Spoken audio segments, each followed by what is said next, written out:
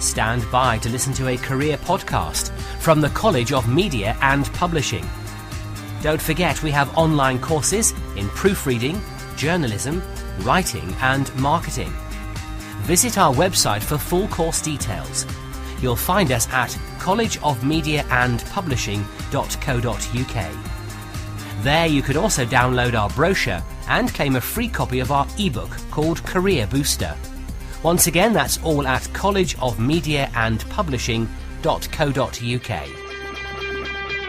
My name's Clellan Tom, and this is another in our series of podcasts for our students. This one's called Developing an Effective Action Plan. Now, I have to admit that I used to be a bit cynical about action plans. They kind of seemed to be for dreamers and people who were kind of always hyper-organised about everything. But I got to realise that in fact the opposite of action can be inaction, and that if we do have an action plan and make it work for us, then that can actually help us in all kinds of ways. I'd just like to pick up on those words I just used, make it work for us. An action plan is intensely personal. That's why I only want to give you kind of general guidelines in this podcast rather than a list of specifics. Some things work for me that will never work for you, and the other way round. I'm no believer in getting these formulas out of a book, change your life in 7 weeks, because we're all in different circumstances, we've got different time pressures, we come from different backgrounds, and so really we've got to come up with something that really suits us and works for us. Personally, I use an action plan now, but more as a guideline, if you like, rather than a tramline. I keep it very flexible. I think in this digital age we need to be flexible in everything and be prepared to change direction at a moment's notice. I think one thing I try to do with my action plan is to just use it for short to medium term goals. In other words, not anything much more than about 3 to 6 months ahead. I think anything beyond that tends to be of the dreams and visions department, and it's great to have those, but they can be so far off that they're unattainable. I try to make my action plan realistic and achievable.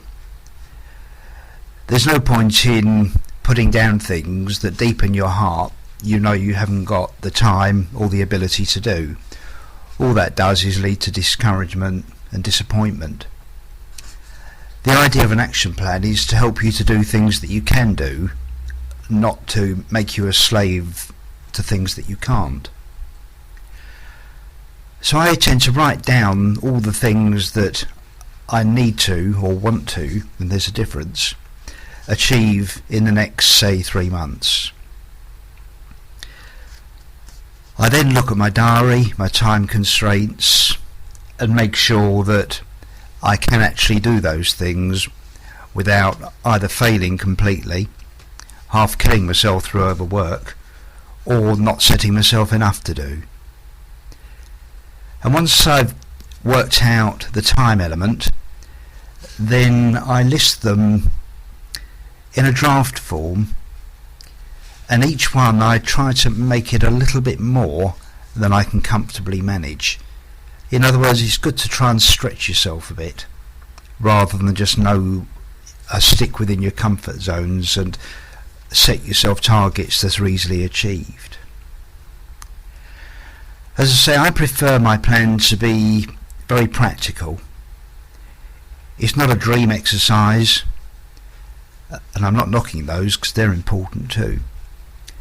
But it's practical realities. I need to do this, this and this. I need to develop an email signature. I need to start a blog. I need to put together my CV. I need to finish this course. I need to do another course. All those kind of things.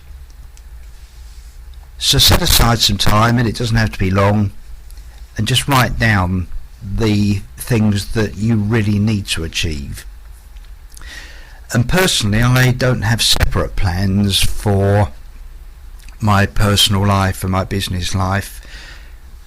if you have two on the go, then you tend to kind of either ignore both or double plan, things like that. It's far better, because you've only got one life, to actually put everything on one plan. That way you can make sure that everything synchronises and that there's no clashes of time or other areas. So once you think you've come up with a reasonable, achievable but slightly demanding list, then it's best to show it to somebody else.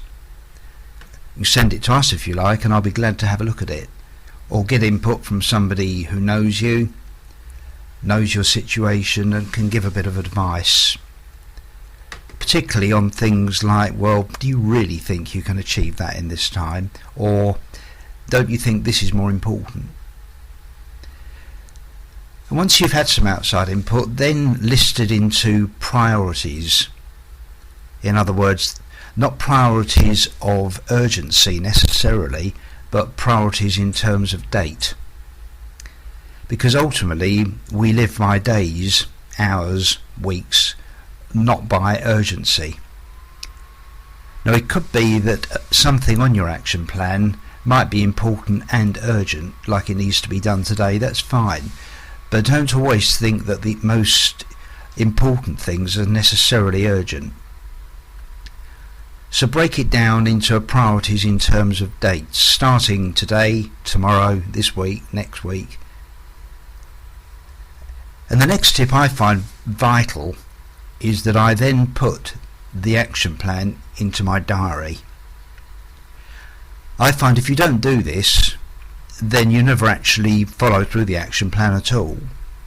What I tend to do is forget that I've done it, or stick it on a wall somewhere, and then just get on with the rest of my life and never really pay attention to it.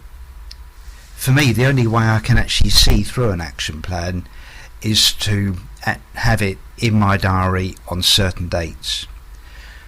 So if I want to, say, achieve a new email signature or get some business cards done by the end of next week, then I'll put that in as a due date for the end of next week. But what I'll also do is put in a reminder 7 days before and 3 days before, because there's obviously no point in seeing on the due date, oh my goodness, I should have done that by today.